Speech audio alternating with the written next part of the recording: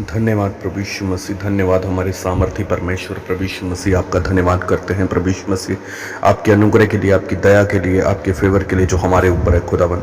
आज के दिन के लिए धन्यवाद करते हैं प्रभु यीशु मसीह। ये समा आपने ठहराया खुदावंद, आपका धन्यवाद सामर्थी परमेश्वर।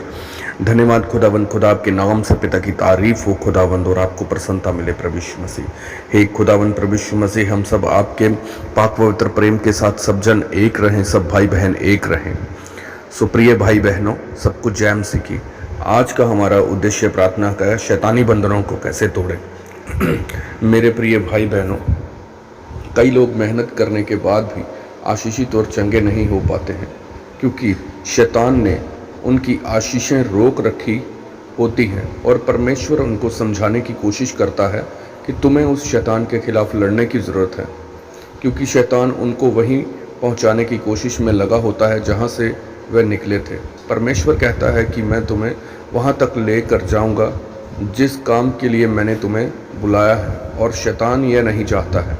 बाइबल में एस्तर की पुस्तक में लिखा है कि जब दो व्यक्तियों ने राजा को मारने की योजना बनाई तो मुर्दके ने सुन लिया और उसने राजा के कर्मचारियों को बताकर राजा की जान बचाई।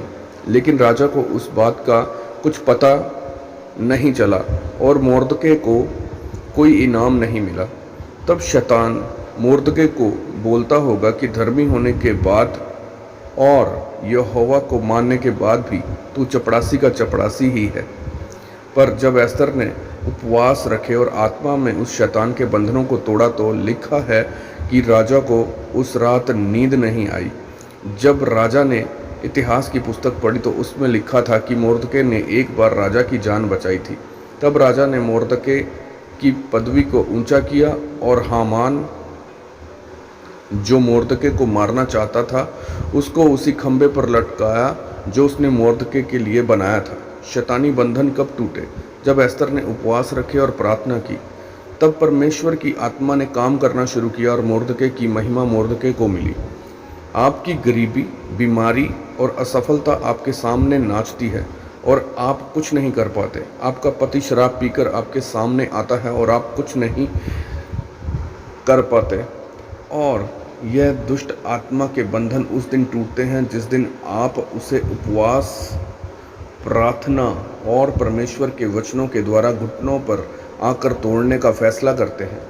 दानियल की किताब में लिखा है कि दानियल प्रार्थना कर रहा था और परमेश्वर ने दानियल की प्रार्थना का जवाब पहले ही दिन भेज दिया था, लेकिन रास्ते में शैतान ने उसके उत्तर को रोक कर रखा था। तब स्वर्गदूत ने शैतान के साथ लड़कर दानियल की प्रार्थना का उत्तर 21वें दिन दानियल तक पहुंचाया।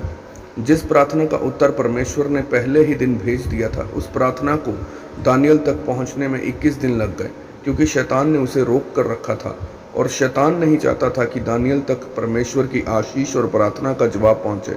लेकिन दानियल भी चुप नहीं रहा और प्रार्थना करता रहा। इसलिए उसकी प्रार्थना ने उस शैतान के बंधन को तोड़ा और उसने परमेश्वर की आशीष को अपने जीवन में ग्रहण किया। आज कुछ लोग सोचते हैं कि ईमानदारी से काम करने से मेरा कुछ नहीं बना, लेकिन मुझसे छोटी पदवी वाला मुझसे ऊंचा चला गया। यह एक शैतानी बंधन है। इसे तोड़ने के लिए आपको आत्मा में लड़ना पड़ेगा। मुर्दके का भी अच्छे कामों को करने से और ईमानदारी से चलने से कुछ नहीं बना था, पर जब मुर्दके ने अच्छे कामों के साथ उपवास और प्रार्थना की, तब शैतान के बंधन टूटे और वह असफलता की आत्मा गई और वह परिणाम आया जो उसके जीवन में आना चाहिए था।